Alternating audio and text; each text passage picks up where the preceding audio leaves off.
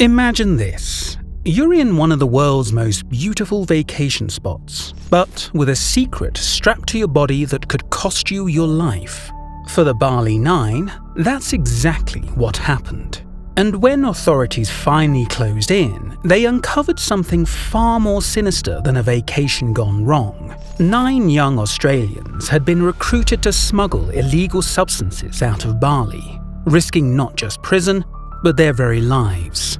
What started as a reckless plan would soon spiral into an international scandal, with devastating consequences for everyone involved. This is the true story of how one group's dream vacation spiraled into one of the most infamous crime cases in modern history.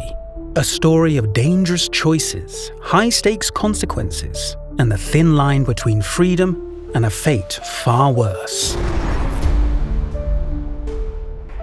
In 2005, Renee and Martin, 2 young Australians, were ready for a getaway in Bali. Sun, beaches, and carefree living. But their trip was far from ordinary. Beneath the surface of what seemed like a simple vacation, something much darker was lurking. You see, Renee and Martin weren't dressed like your typical tourists. Instead of the usual shorts and sandals, they wore oddly baggy clothes. Almost like they were trying to hide something, and soon it became clear what that was. Despite breezing through security, not a single alarm raised, Renee and Martin had no idea they were already being watched. Not just by airport security, but by undercover agents.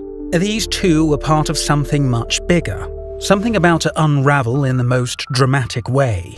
When Renee and Martin were pulled aside at Bali's Myuran airport, their hearts must have pounded in their chests. On the surface, it seemed like a routine bag check, but they knew exactly what they were hiding. Packages of heroin tightly taped to their bodies. Any wrong move could spell disaster. They did their best to stay calm, hoping that the authorities would simply wave them through. But this wasn't just a random inspection. Indonesian police had been watching them for days, and they knew exactly what they were looking for. The tension was electric, and as officers began searching, it was only a matter of time before their secret was laid bare. What started as a carefree vacation quickly spiraled into a nightmare that neither of them could have imagined. As officials began their search, it wasn't their luggage that caught attention, it was their oddly baggy clothing. Suspicious, the officers asked them to remove their outer layers, and that's when the shocking discovery was made.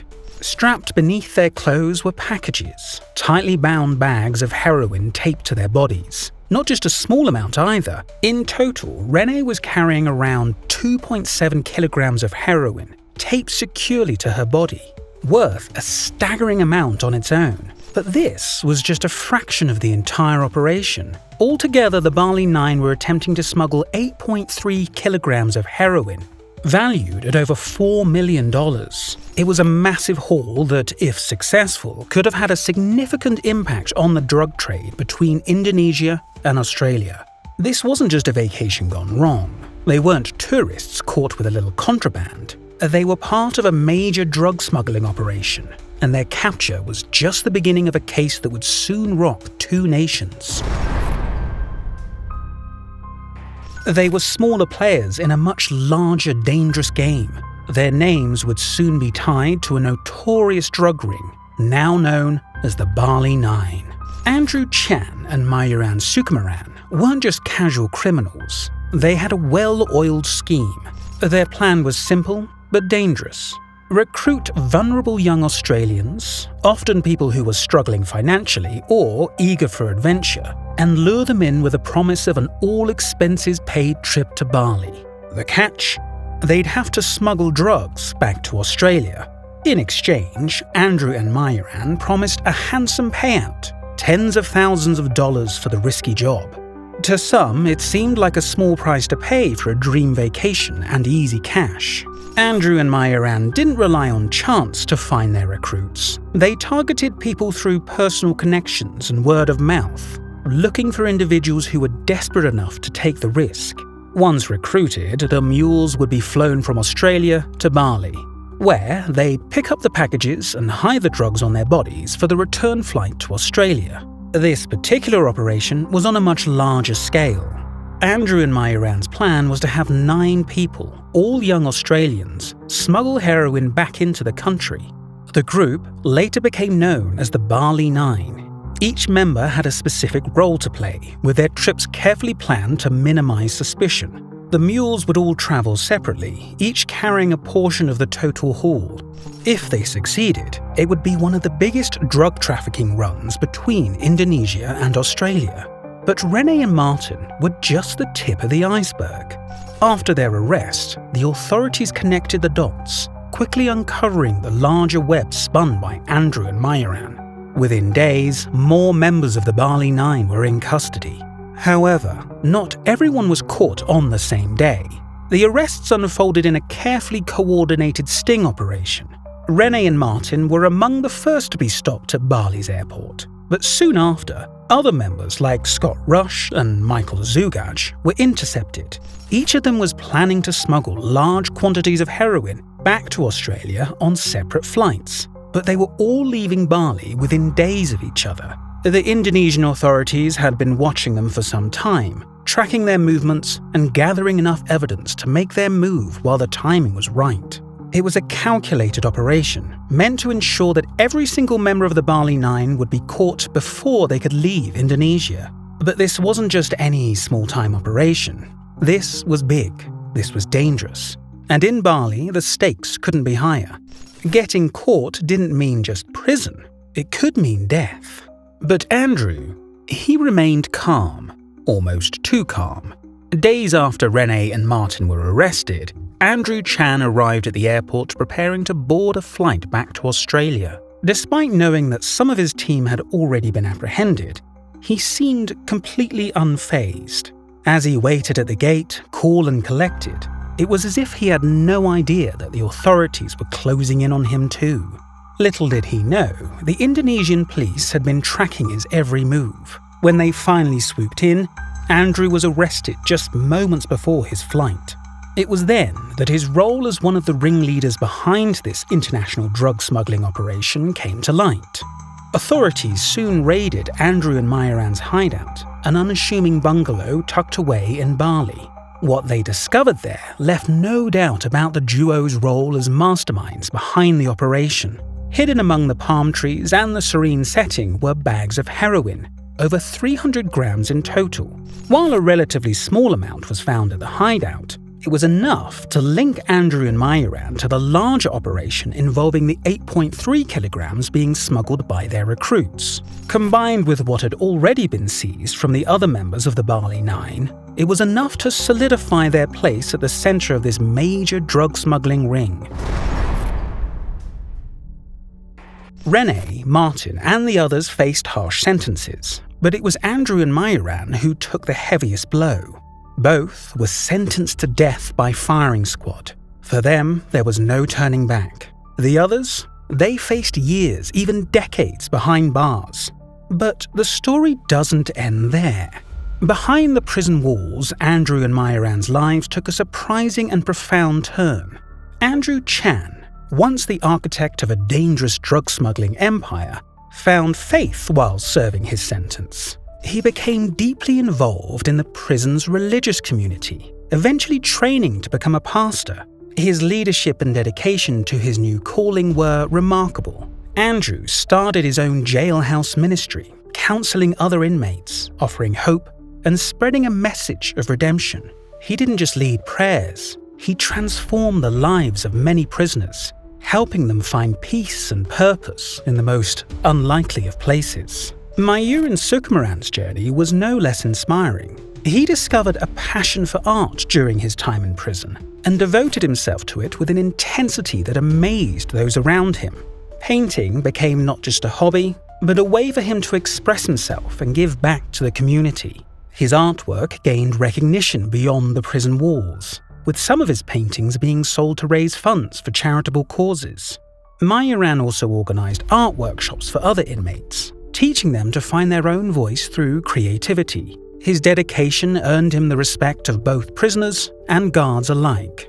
Together, Andrew and Myuran used their time in prison to turn their lives around in ways no one expected. Andrew's ministry brought comfort to fellow inmates, while Myuran's artwork and teaching inspired many to believe in second chances. Though their sentences remained unchanged, their legacies within the prison grew stronger with each passing year. In their final years, Andrew and Myuran sought to rebuild their lives, leaving behind a lasting impact on those they touched. Their transformation from convicted criminals to spiritual and artistic leaders left many wondering what could have been, had their redemption come sooner. For a while, there was hope that they might receive clemency, that the Indonesian government might spare their lives. But that hope was short-lived. The appeals were denied, the letters unanswered, and in 2015, it was all over. In the dark of night, under cover of shadows, Andrew and Myuran were led from their cells, shackled and chained. There would be no sunrise for them, only the cold reality of the firing squad. Their final moments were swift and merciless, a reminder of the high cost of crime in a country that doesn't tolerate second chances. Protests broke out across Australia, with thousands pleading for mercy for Andrew and Myuran.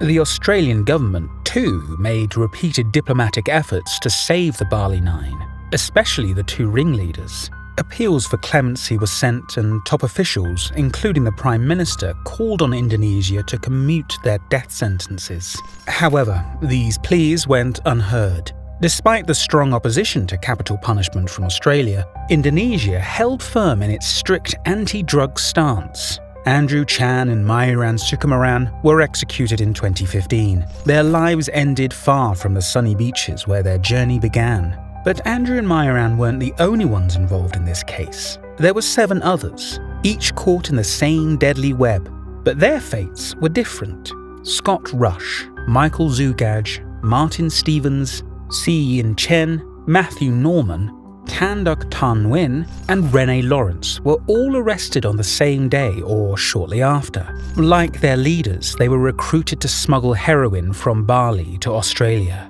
Scott Rush, a 19-year-old at the time of his arrest, was one of the youngest members of the group. His family fought tirelessly to reduce his sentence, and in 2011, his death penalty was commuted to life in prison.